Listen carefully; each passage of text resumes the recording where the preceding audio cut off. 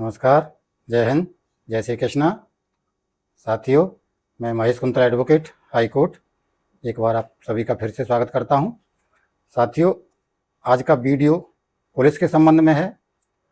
Police की बहुत सारी शिकायतें आती हैं कि पुलिस कभी कभी निर्दोष लोगों को भी परेशान करती है, जिनका कोई रोल नहीं होता केस में, कहीं भी दूर दूर तक रोल नहीं होता, ऐसे लोगों को भी परेशान करती है। बाद में वो कुछ कर भी नहीं पाते हैं, कुछ करने की हिम्मत नहीं करते हैं पुलिस के अगेंस्ट में।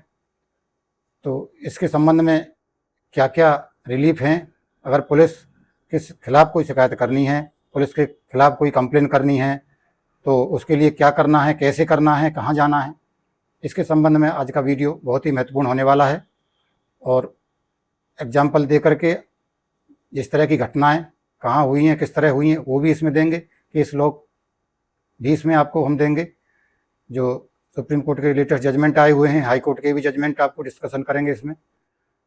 तो इसके संबंध में जैसा बहुत से केसों में देखा गया है, अभी अभी का लेटेस्ट उदाहरण दे रहे हैं।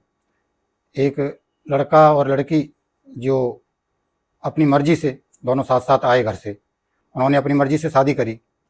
अभी लेटेस्ट 2 मई की घटना है, उन्होंने शादी करी, दोनों मेजर थे, दोनों ने शादी करी थी। शादी के डॉक्यूमेंट लेकर के दोनों लोग हमारे पास आए, उनकी एफआईआर हो गई थी। तो वो पुलिस की भय से इधर उधर से छिपते हुए घूम रहे थे, जबकि शादी दोनों ने अपनी मर्जी से करी थी। हाँ, मगर लड़की के घर वाले उसमें सहमत नहीं थे और एफआईआर लिखाई गई। उसमें एफआईआर में ये था कि लड़की 5 लाख रुपए और कुछ ज्वेलरी लेके गई है घर से। तो एफआईआर को देखने से ही पता चल रहा था कि लड़की अगर ज्वेलरी और पैसा लेकर के गई है तो अपनी इच्छा से गई होगी। तो इसके बाद जब एफआईआर हो गई तो पुलिस ने उनको बहुत इधर उधर खोजबीन करी। तो पुलिस उनके रिश्तेदारों को, लड़के के कुछ मित्रों को उठा के ले गई और बहुत बुरी तरह उनको पीटा गया और उनके करंट तक लगा गया। मगर ऐसी घटना में उन निर्दोष लोगों का कोई दोष नहीं था। वो सब दोनों अपनी मर्जी से, अपनी इच्छा से आए थे, दोनों बालिग थे, दोनों के हाई स्कूल सर्टिफिकेट थे हमारे पास। हाई स्कूल सर्टिफिकेट के हिसाब से दोनों मेजर थे। मगर ये सब जानते हुए पुलिस ने उनके रिश्तेदारों को और उनके मित्रों को बहुत ज़्यादा टॉर्चर किया। कई कई दिन उनके साथ में मारपीट की घटनाएं हुई, तब उनको छोड़ा। अगर पुलिस के खिलाफ कोई हिम्मत नहीं करता है जाने की, तो इसलिए इन चीज़ों का फ़ायदा उठाया जाता है। तो हमने उसमें रिट पिटीशन फाइल करी उस एफआईआर क्वेशिंग के लिए। एफआईआर क्वेशिंग के लिए जब रिट पिटीशन फाइल हुई तो उसमें काफ़ी समय लग जाता है। हाई कोर्ट में, इलाहाबाद हाई कोर्ट में पेंडेंसी काफ़ी ज़्यादा है। केस की सुनवाई होने में फर्स्ट हियरिंग में 8 से 10 दिन यहाँ लगता है। तो हियरिंग से पहले उन्होंने बहुत परेशान किया पुलिस ने, बिल्कुल निर्दोष लोगों को। उनका कोई भी दोष नहीं था, किसी भी तरह का उनका कोई संबंध नहीं था, उनको कुछ अता पता नहीं था कि कहाँ गई है लड़की, किसके साथ गई है, कुछ भी नहीं मालूम था। ऐसे लोगों को उसमें परेशान किया जाता है। तो हम आपको ऑर्डर दिखा रहे हैं, ये आप देख लीजिए। रिट पिटीशन में ऑर्डर हुआ 22 मई को, अभी लेटेस्ट 22 मई 2025 का। ऑनरेबल हाई कोर्ट इलाहाबाद से जजमेंट हुआ है। Honourable justice Mahesh Chandra Tripathi and honourable justice Anil Kumar का ये जजमेंट है, जिसमें हमारे द्वारा आर्गूमेंट किया गया था। आप देख सकते हैं हमारा नाम ऑर्डर में है, एडवोकेट महेश कुमार कुंतल। तो उसमें आर्गूमेंट हुआ। आर्गूमेंट में ये पाया गया कि दोनों मेजर हैं। कोर्ट ने ये माना कि दोनों मेजर हैं, दोनों ने शादी कर ली है, शादी के डॉक्यूमेंट भी हैं, फोटोग्राफ्स भी हैं शादी के, हाई स्कूल सर्टिफिकेट लगा हुआ है। तो दोनों मेजर थे, सारे प्रूफ लगे हुए थे। तो कोर्ट ने टोटली उस एफआईआर को फॉल्स पाया। तो फर्स्ट हियरिंग पे ही एफआईआर को हाई कोर्ट ने क्वैश कर दिया। अपोजिट काउंसिल भी थे उस समय मौजूद, जो प्राइवेट रेस्पोंडेंट थे उनके काउंसिल भी मौजूद थे। तो उनकी उपस्थिति में फर्स्ट हियरिंग पे ही उस एफआईआर को क्वैश कर दिया। मगर एफआईआर तो क्वैश हो गई और केस भी ख़त्म हो गया। ये आप जजमेंट भी देख सकते हैं, हाई कोर्ट का जजमेंट है। एफआईआर क्वैश कर दी गई, इसका मतलब कोर्ट ने ये, हाई कोर्ट ने इसकी तरफ से ये स्पष्ट हो गया कि एफआईआर टोटली फर्जी थी। तो इस तरह की यानी कितनी एफआईआर भी फर्जी होती हैं। मगर उन निर्दोष लोगों का क्या है जो बिल्कुल निर्दोष थे और पुलिस के द्वारा बिना किसी बात के जो मार खाए, पिटाई खाए। और जब एफआईआर को देखने से ही पुलिस को पता चल जाता है कि ये एफआईआर इस तरह से लिखाई गई है कि लड़की घर से 5 लाख रुपए और ज्वेलरी लेके गई है, तो ये कहीं ना कहीं कंसेंटिंग का मामला है, कंसेंट से गई है। तो कई बार हमारे पास ऐसे कमेंट्स भी आते हैं कि सर आप तो क्रिमिनल लोगों को प्रोटेक्शन देते हैं, इस तरह के वीडियो बनाते हैं। तो मैं आपको ये बता दूं कि वकील के पास वही आदमी आएगा जिस पे कोई केस लगा होगा, जिससे कोई कोर्ट कचहरी से कोई मतलब नहीं होगा, वो वकील के पास नहीं आएगा। और कोई व्यक्ति कब क्रिमिनल है या नहीं है ये हम नहीं साबित कर सकते, ये कोर्ट का काम है।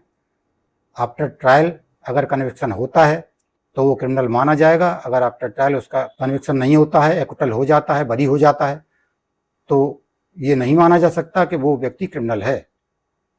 तो ये जजमेंट करने का काम वकील का नहीं है, ये कोर्ट का काम है। हम एक जानकारी दे रहे हैं, लॉ के बारे में जागरूकता दे रहे हैं, लोगों में लॉ के प्रति जागरूकता आए। तो ये अभी तत्काल की घटना मैंने आपको बताई। ऐसी परिस्थिति में एक आम आदमी क्या करे, कहाँ शिकायत करे, कहाँ किस तरह से शिकायत करे, क्या प्लेटफॉर्म है उसकी कंप्लेंट करने के लिए। तो इस संबंध में हम आपको बताएं कि सबसे पहले आपको एक एप्लीकेशन देनी है एसएसपी के लिए। जो घटना हुई सारे प्रूफ दिखाइए। अगर कोई सीसीटीवी कैमरा में आपकी गिरफ्तारी आई है, जहाँ से पुलिस ने आपको गिरफ्तार किया है, वो कैमरा फुटेज, सीसीटीवी फुटेज आप ले सकते हैं, या और कोई प्रूफ आपके पास जो भी हो, जिसने भी देखा हो आपकी गिरफ्तारी, उसका एफिडेविट लगवा सकते हैं आप कि मेरे सामने इनकी गिरफ्तारी यहाँ से हुई, उस दिन हुई। ये सारी चीज़ प्रूफ होना चाहिए इस चीज़ का कि हाँ वास्तव में हमारी गिरफ्तारी पुलिस ने करी, और हमारे साथ अगर मारपीट हुई है, पुलिस ने मारपीट करी है, तो मारपीट के तुरंत बाद एक मेडिकल जरूर बनवाइए, जिससे ये पता चले कि हाँ कुछ चोटें आई हैं। मारपीट अगर हुई है तो कुछ न कुछ चोटें आई होंगी। तो ये पहले तो काम ये करिए कि अगर पुलिस ऐसी कोई गुंडागर्दी करती है किसी निर्दोष व्यक्ति के साथ, तो ये इस तरह का प्रूफ जरूर कलेक्ट करिए, जिससे आगे हम कंप्लेंट करने जाएंगे तो ये प्रूफ ही हमारी कंप्लेंट को साबित करेगा। अगर ऐसे ही हवा में मौखिक रूप से ओरली कह देंगे तो नहीं मानी जाएगी आपकी कंप्लेंट, न कोर्ट में मानी जाएगी, न किसी और प्लेटफॉर्म पे मानी जाएगी। तो इस तरह की कंडीशन में आप पहले प्रूफ कलेक्ट करिए, चाहे वो सीसीटीवी फुटेज हो, या कोई डॉक्यूमेंट्री एविडेंस हो, या फोटोग्राफ्स हों, या कोई कॉल डिटेल्स वगैरह भी हो सकती हैं, या और भी कोई एविडेंस हो सकता है। तो इस तरह के सारे एविडेंस कलेक्ट करिए। एविडेंस कलेक्ट करने के बाद सबसे पहले एक फॉर्मेलिटी होती है कि संबंधित जो एसएसपी होते हैं, जिस डिस्ट्रिक्ट में घटना हुई है, वहाँ एसएसपी के लिए एक एप्लीकेशन सारी कंप्लेंट लिख करके और डॉक्यूमेंट प्रूफ जो उसके साथ लगाया जा सकता है उस तरह का प्रूफ आप लगाइए, और इस तरह की एप्लीकेशन आप रजिस्ट्री करिए। हैंड टू हैंड नहीं देना है। हमने कई बार बताया है कि हैंड टू हैंड नहीं देना है, क्योंकि कभी इस तरह की कंप्लेन की कोई रिसीविंग नहीं मिलती है। अब अगर आप इस तरह की कंप्लेन ऑफलाइन दे रहे हैं तो उसकी रजिस्ट्री आवश्यक है, कम से कम उसकी रजिस्ट्री प्रूफ, रजिस्ट्री रसीद होती है, वो एक प्रूफ रहेगा आपके पास, वो आप दीजिए। उसके बाद उस पर कोई सुनवाई अधिकांश केसों में नहीं होती है, ये भी हमने देखा है। एसएसपी लेवल पे या आजकल कुछ डिस्ट्रिक्ट में कमिश्नर हैं, तो कमिश्नर के लिए आप एप्लीकेशन दीजिए। तो अगर उस पर कोई सुनवाई नहीं होती है तो दूसरा प्लेटफॉर्म है आपके लिए सीएम पोर्टल है, जहां ऑनलाइन कंप्लेन होती है, और पीएम पोर्टल भी है। ये दोनों पोर्टल हैं। कुछ स्टेट में सीएम पोर्टल नहीं है तो वहाँ पीएम पोर्टल है, कुछ स्टेट्स में दोनों हैं, तो दोनों पे आप कंप्लेन कर सकते हैं। और ये जो भी एविडेंस आपके पास है उसका डिटेल दीजिए, कंप्लेन में ही उसका डिटेल, आप ऑनलाइन हैं तो ऑनलाइन में ही उसका डिटेल लिख दीजिए, और एनेक्चर भी लगा सकते हैं ऑनलाइन में, तो वो आप लगा दीजिए। इसके बाद आपकी जांच होगी। ऐसा नहीं है कि आप ये समझे कि सीएम और पीएम क्या जांच करेंगे आम आदमी की, ऐसा नहीं है। जांच तो होती है, और जांच करने वाली पुलिस ही होती है अधिकांश केसों में। मगर जब कोई एविडेंस आपके पास में ठोस एविडेंस होता है तो ऐसा नहीं है कि सारे एविडेंस किनारे कर दिए जाएंगे, जांच होती है। तो अगर पुलिस दोषी पाई जाती है तो उसका एक्शन भी लिया जाता है। इसके अलावा एक और प्लेटफॉर्म है आपके पास, स्टेट ह्यूमन राइट कमीशन भी है और नेशनल ह्यूमन राइट कमीशन भी है। तो ह्यूमन राइट कमीशन के समक्ष आप अपनी कंप्लेन दे सकते हैं। वहाँ भी ऑनलाइन भी होती है कंप्लेन, ऑफलाइन भी होती है, और जो भी एविडेंस आपने कलेक्ट किए हैं सारे एविडेंस के साथ वहाँ आप अपनी कंप्लेन दे सकते हैं। वहाँ पूरी जांच करी जाती है, और जांच के बाद में अगर एविडेंस आपका सही है तो एक्शन भी लिया जाता है। अभी लेटेस्ट जजमेंट आया हुआ है सुप्रीम कोर्ट का 30 अप्रैल 2025 का, Pavul Yesudasan versus the registrar human right commission of Tamil Nadu, 30 April 2025 का जजमेंट है। इसमें ह्यूमन राइट कमीशन ने जांच करी, पुलिस की कंप्लेन थी और पुलिस अधिकारी ने जो शिकायत करता था उसके साथ अभद्र व्यवहार किया, कंप्लेन करने से मना कर दिया। तो ह्यूमन राइट कमीशन ने जांच करी और उस पर पुलिस अधिकारी पे 2 लाख रुपए का फाइन इम्पोज किया था। इसके बाद उसने हाई कोर्ट में चैलेंज किया।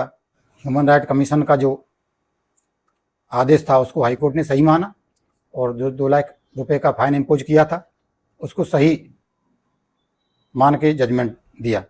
उसको चैलेंज किया गया सुप्रीम कोर्ट के समक्ष और सुप्रीम कोर्ट ने भी उस फाइन को सही मानते हुए हाई कोर्ट का ऑर्डर कन्फर्म किया और पुलिस अधिकारी पे 2 लाख रुपए का फाइन इम्पोज किया।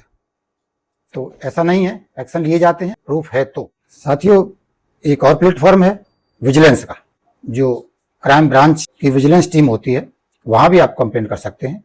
यूपी में है, इसका हेडक्वार्टर लखनऊ में है, अधिकांश स्टेट में है। जो विजिलेंस टीम होती है वो पुलिस के खिलाफ या कोई भी गवर्नमेंट एम्प्लॉय हो, किसी के भी खिलाफ कोई शिकायत होती है तो उसके संबंध में कार्रवाई वहाँ से होती है। और अधिकांशतः जैसे कोई रिश्वत का मामला होता है, रिश्वत की शिकायत कहीं से आती है, तो ऐसे केसेज में रंगे हाथ भी विजिलेंस की टीम के द्वारा गवर्नमेंट एम्प्लॉय पकड़े जाते हैं और उनकी नौकरी भी जाती है। तो वहाँ भी आप शिकायत करते हैं। अगर कभी कभी ऐसा भी होता है कि पुलिस आपसे कोई रिश्वत मांग रही हो, आपको झूठे केस में फंसाने की धमकी दे रही हो, तो आपसे उल्टी सीधी रिश्वत की डिमांड हो रही हो, तो इसकी भी आप वहाँ शिकायत कर सकते हैं विजिलेंस टीम के समक्ष।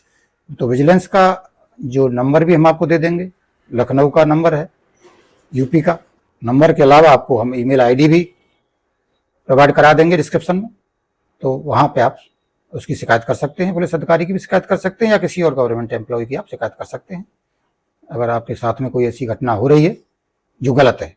इसके अलावा और भी प्लेटफॉर्म है, यहाँ भी अगर कोई सुनवाई नहीं हो रही है आपकी, समय लगेगा, समय लगता है मगर सुनवाई होती है, जांच होती है। ऐसा नहीं है कि कुछ होता नहीं, होता है, समय लगता है। और यहाँ की जांच से, या चाहे ह्यूमन राइट कमीशन हो या एसएसपी हो या जो सीएम पोर्टल और पीएम पोर्टल है वहाँ पे, कि अगर जो जांच हुई है उससे आप संतुष्ट नहीं हैं तो उसके बाद एक ऑप्शन और भी है आपके पास, आप कोर्ट के समक्ष डायरेक्ट जा सकते हैं।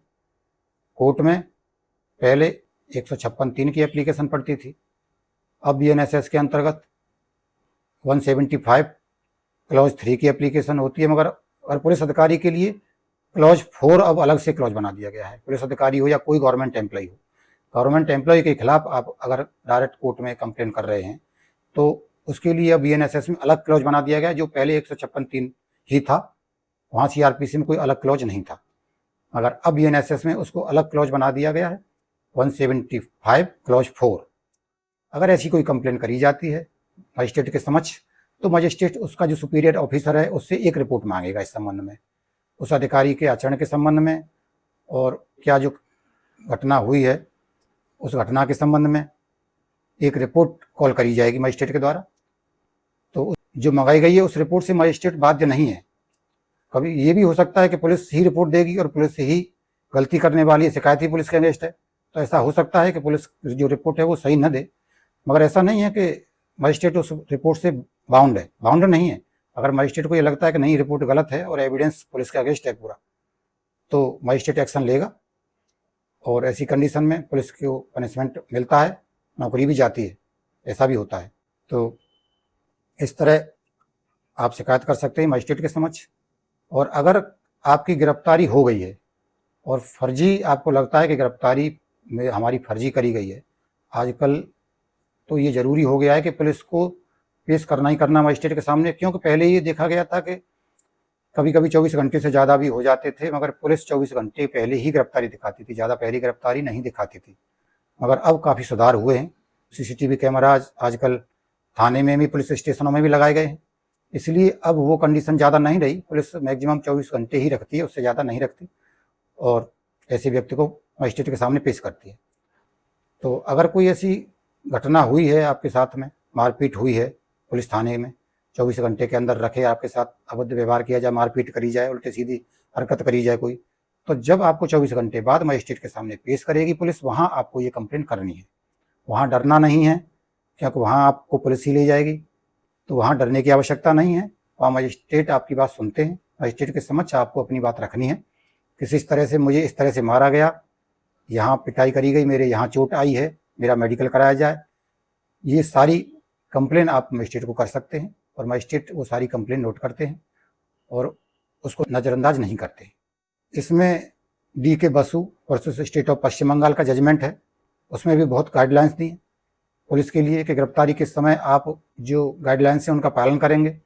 उस व्यक्ति को जिसको गिरफ्तार किया जा रहा है उसको ये सूचना देंगे, ये बताएंगे कि आपको इस अपराध में, इस ऑफेंस में आपको गिरफ्तार किया जा रहा है, और उसके जो संबंधी है नियरेस्ट परिवार वाला, उसको भी सूचना देंगे।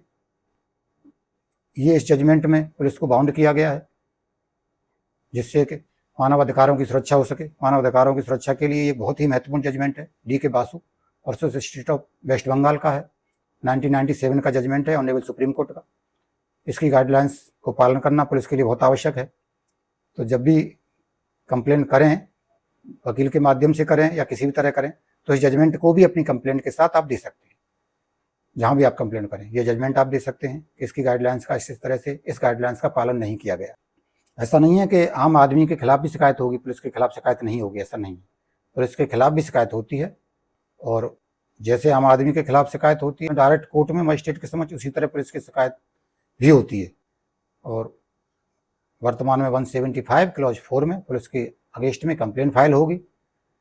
उस कंप्लेन फाइल होने के बाद मजिस्ट्रेट जो जांच करेगा, जो आवश्यक समझे उस कंप्लेन के संबंध में, तो वो या तो FIR रजिस्टर्ड करने का आदेश दे सकता है, या उसको कंप्लेन ट्रीट कर सकता है उस एप्लीकेशन को, 175 क्लॉज 4 की एप्लीकेशन को, क्योंकि गवर्नमेंट एम्प्लॉय के संबंध में क्लॉज 4 है, जैसा मैंने बताया।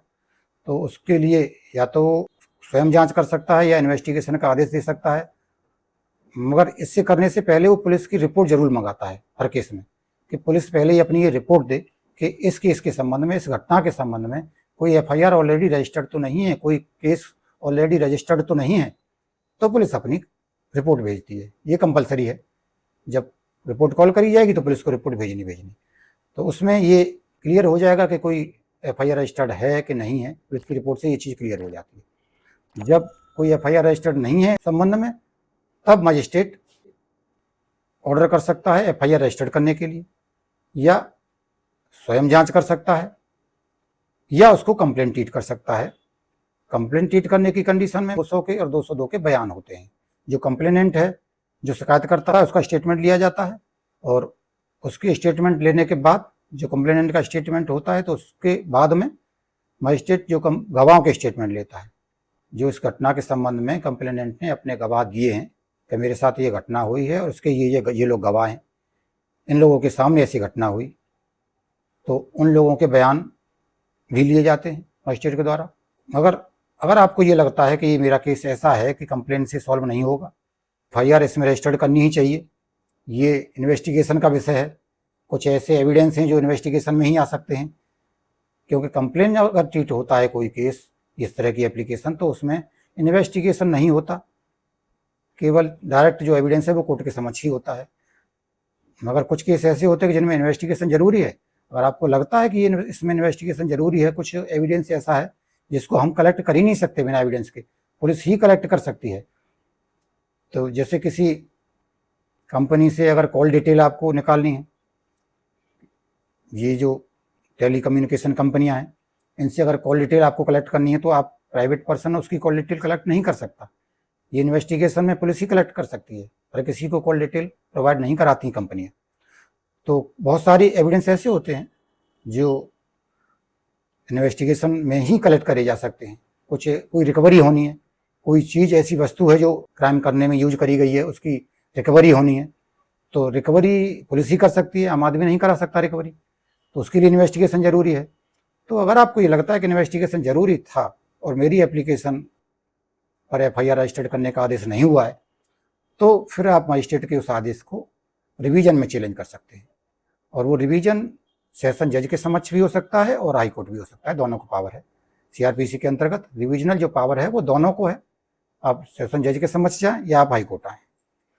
तो जहाँ भी आप रिवीजन करते हैं, रिवीजन कोर्ट उसको देखेगी, कंसीडर करेगी, पूरा एविडेंस की मुआयना करेगी। मुआयना करने के बाद अगर वो पाएगी कि सही है, ये घटना ऐसी है कि जिसमें इन्वेस्टिगेशन आवश्यक है, तो वो इन्वेस्टिगेशन का आदेश कर सकती है कोर्ट।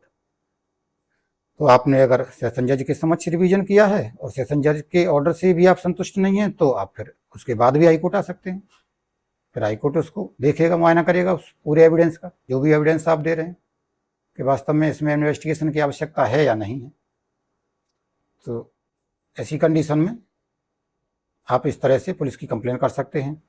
और अगर कंप्लेंट केस ट्रीट कर लिया है कोर्ट ने, मजिस्ट्रेट ने, तो कंप्लेंट ट्रीट करने के बाद में मजिस्ट्रेट सारा एविडेंस लेता है, बयान लेता है शिकायतकर्ता के और गवाहों के, जो वो गवाह देना चाहता है, और डॉक्यूमेंट्री एविडेंस भी दे सकते हैं, जो भी हो। कंप्लेंट में भी स्वीकार किया जाता है डॉक्यूमेंट्री एविडेंस। अगर कोई आपको चोट आई है तो मेडिकल जरूर कराइए, और मेडिकल को आप दीजिए अपनी कंप्लेंट के साथ। और ये ज़रूरी नहीं है कि गवर्नमेंट हॉस्पिटल में ही मेडिकल होगा, मेडिकल प्राइवेट में भी होते हैं, और प्राइवेट का मेडिकल भी स्वीकार होते हैं। ये गलत फहमी है कि मेडिकल तो सरकारी हॉस्पिटल में ही होता है, ऐसा नहीं। आप प्राइवेट डॉक्टर का भी मेडिकल ले जा सकते हैं कंप्लेंट के साथ में। तो वो मेडिकल आप दीजिए। मेडिकल बहुत अच्छा प्रूफ होता है कोई घटना का, कि हाँ मेडिकल अगर है आपके पास में, तो मेडिकल लगाइए कंप्लेंट के साथ। मजिस्ट्रेट अपना जुडिशियल माइंड अप्लाई करने के बाद अगर ये पाता है कि हाँ ये घटना सही है और इसमें तलबी आदेश जारी करना चाहिए, दोषी प्रतीत होता है व्यक्ति जिसके खिलाफ शिकायत करी गई है, तो उसमें समनिंग ऑर्डर या तलबी आदेश जिसको बोलते हैं, ये जारी कर सकता है। और अगर मजिस्ट्रेट को ये लगता है कि नहीं, ऐसी कोई घटना प्रतीत नहीं हो रही है, या ये जो कंप्लेंट करी गई है इसके आधार पर अगर कंप्लेंट सही भी माना जाए, तब भी वो धाराएं, वो ऑफेंस नहीं बन रहे हैं जिन धाराओं में कंप्लेंट करी गई है, तो वो कंप्लेंट को रिजेक्ट भी कर सकता है। तो ऐसी कंडीशन में अगर मजिस्ट्रेट ने कंप्लेंट रिजेक्ट कर दी है, तब आपको उसका रिवीजन का अधिकार होता है। जो रिजेक्शन ऑर्डर है उसके खिलाफ आप रिवीजन में जा सकते हैं, और रिवीजन की जो पावर है वो सेशन जज और हाईकोर्ट दोनों को है। आप सेशन जज के यहाँ डिवीजन में जाएंगे तो वहाँ सेशन जज सुनवाई करेगा, आपकी सारे एविडेंस को वो भी कंसीडर करेगा।